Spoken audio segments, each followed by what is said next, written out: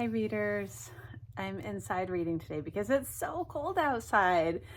Fall is transitioning into winter, although I think it's also going to be summer-ish later in the week. So anyways, I looked for a spot to read you a story today, and I'm in what we used to call the playroom. Now we call the lounge. It's a little bit of both, and it's a mess, but that's real life. We've got a giant baguette on the ground over there. Luckily, it's just a pillow, so it can stay over there, but glimpse into real life messy Miss Honey sometimes. It's actually not messy Miss Honey, it's messy Miss Honey's kids. Anyway, today was a day. It was a big day. It was a heavy day. There was a lot going on. There were some things causing feelings, and I got home and I said, I just want to read a story. So I have a story for you that should hopefully just be a feel-good story for me and a feel-good story for you, and it's got a little yoga in it, so yoga is always feel-good for me. Here is the story. It's called Basil and Prune the Pug Love Yoga. How cute is that? And I turned the book over before I started reading it, and look at that really cute dog and baby.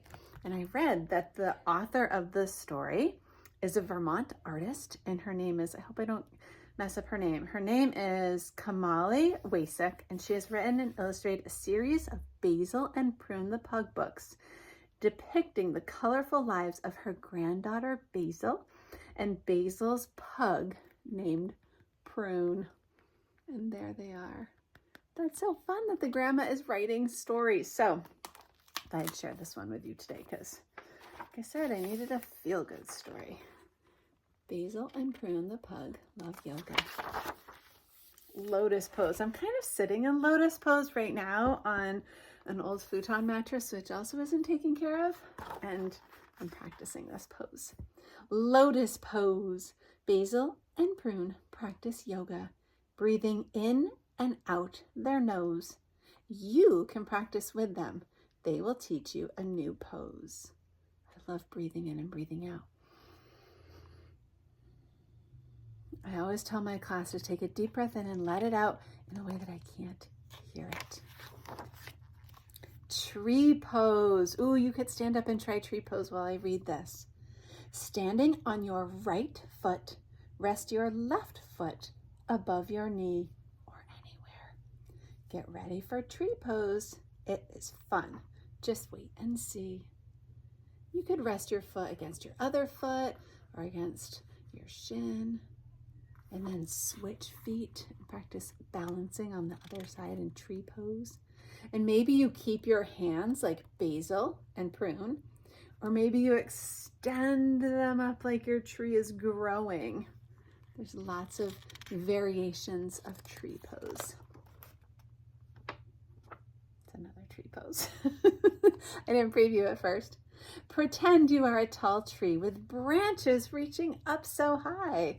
Extend your arms out to balance and float your hands to the sky. Get these beautiful illustrations. I would love this wallpaper on my wall. There you go. Keep practicing your tree pose. Keep a steady balance. Half moon pose. Stand steady on your right foot. Lift your left arm toward the moon. Place your right hand on the mat or the floor, just like Basil and Prune. Okay, so the same hand and the same foot are touching the ground, and the others are balancing. That's tricky. This foot could be leaning against something like a wall or a windowsill to help you keep balance, or a couch. So try half moon pose, and then try it on the other side, because you always have to do your poses on both sides so you are evenly balanced. Ooh, wide angled seated forward bend. I could try this one because I'm sitting down. Next, you spread your legs out wide for a seated forward bend. Fold your body forward and breathe out as you extend. Okay, so legs out wide as you can make them go. Yours might not be very wide. And then you start folding your body forward and breathing out. Watch out, I'm gonna disappear for a moment. That feels really good on my back. Try wide angled seated forward bend. Boat pose. I love boat pose. I've been doing boat pose with my class lately. Balance on your bottom. Lift your arms and legs to float. Breathe deep into your belly and try not to rock the boat. I can try this one too from sitting. So I'm gonna put my feet out. Here's my feeties. I put my feet out, put my arms out and reach. And try not to rock the boat over. Though it's okay if you rock the boat over. My yoga teacher tells me it's okay to fall. Just keep trying. So you could pause here and try boat pose.